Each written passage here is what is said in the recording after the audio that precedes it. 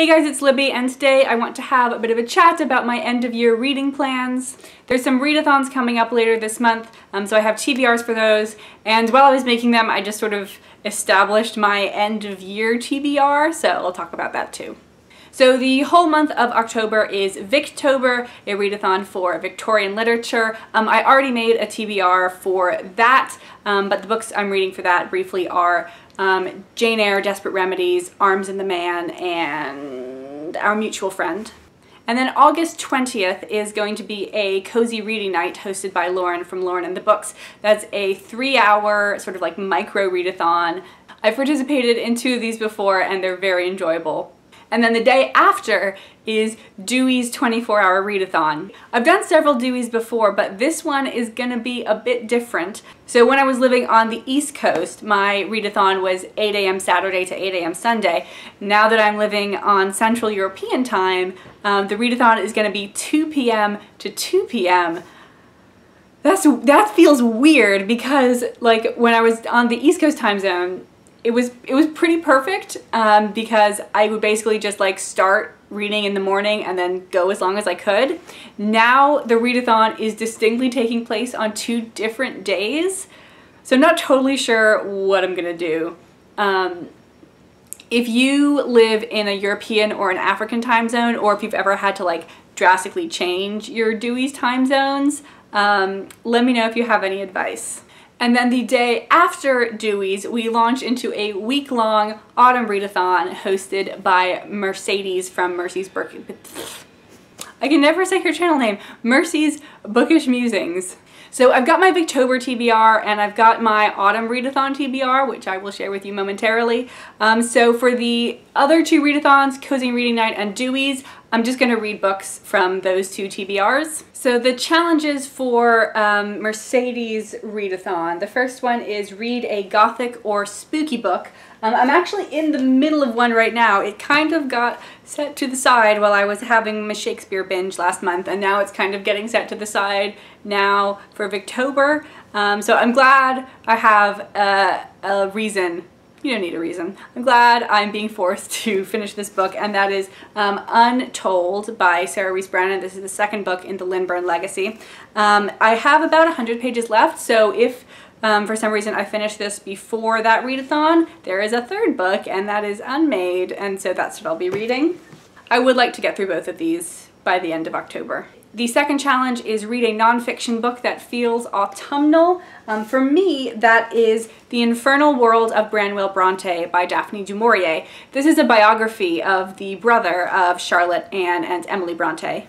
Written by Daphne du Maurier, guys! How exciting is that? And the Brontes were kind of just a gothic family in general, so it feels like this is appropriate for the autumn. The 3rd challenge is to read a novel set in a cold location, and the Lindburn legacy does fit that criterion. This takes place in England in like November, December. This one might move into January, February, so there's like snow and stuff. 4th challenge is read a historical fiction novel. Now this is a book that I definitely would have read anyway, even if the readathon wasn't going on, and that is The Miniaturist by Jessie Burton.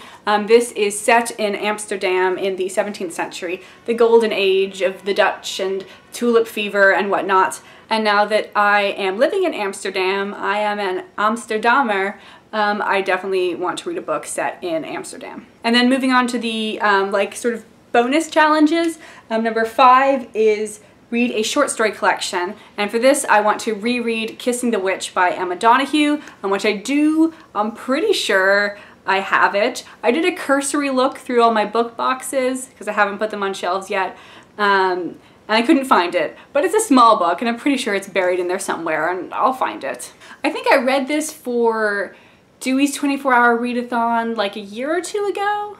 And I've recommended it to a lot of people since, but I've gotten to the point where like I'm kind of forgetting the things that happened in all the various stories, so I need to reread it so I can recommend it more precisely. And then the 6th challenge is read an adult novel with a young female protagonist. I don't have any books that like firmly fit that description. I don't have any adult novels about like girls in single digits.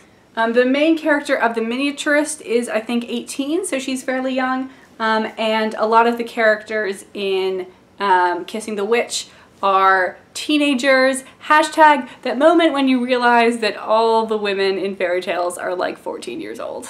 So that's all of the books that I want to at least make an effort towards reading in October. If I don't finish them in October, and possibly even if I don't start them in October, I expect to get to them in November. And then there's a couple more books that I want to read before the end of the year. The first one is Murder on the Orient Express by Agatha Christie, because the movie is coming out, and you know I'm gonna go see Ken Branagh with his ridiculous mustache in theaters, which means I need to read this book because it's a murder mystery, and like, you want to read the book first before you go see the movie.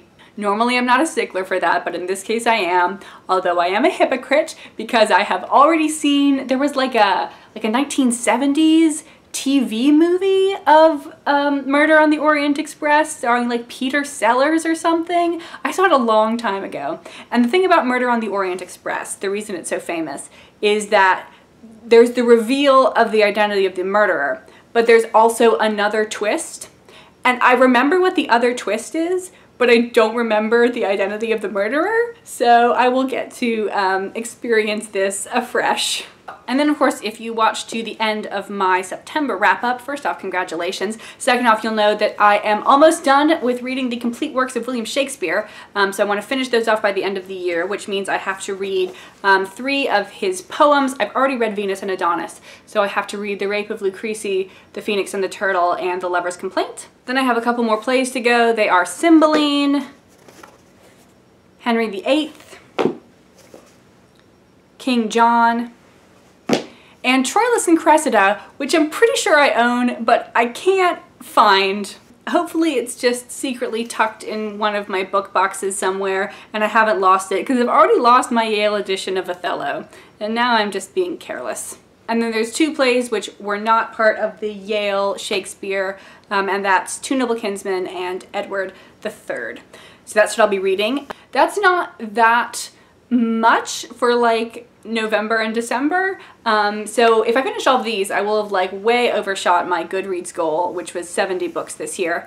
But I don't think I'll be able to like race to 100 books.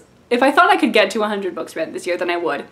But who cares if I get to like 89? That's not impressive.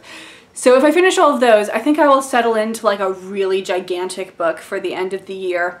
I'm debating between Middlemarch by George Eliot and The First Man in Rome by Colleen McCulloch.